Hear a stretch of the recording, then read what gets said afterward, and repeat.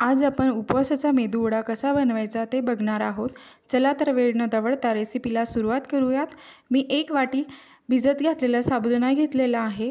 आता यामध्येच आपल्याला हातावर कुस्करून ओवा घालायचा आहे, याचा फ्लेवर छान येतो. 1 चमचा जिरं घालायचं आहे.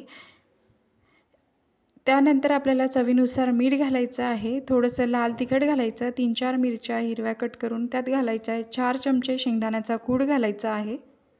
आणि 1 बटाटा छान उकडलेला तो किसणीने किसून यामध्ये घालायचा आहे.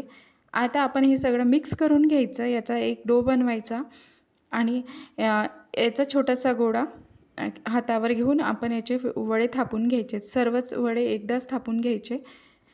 छानमध्ये होल करून अशा प्रकारे आपल्याला वडे थापून घ्यायचे आहेत. तेल आपलं गरम झालेलं आहे. आता सर्व वडे यामध्ये सोडून छान ब्राऊन कलर येईपर्यंत आपल्याला तळून घ्यायचे आहेत. वडे तळून रेडी आहेत. रेसिपी आवडली तर एक लाईक नक्की करा.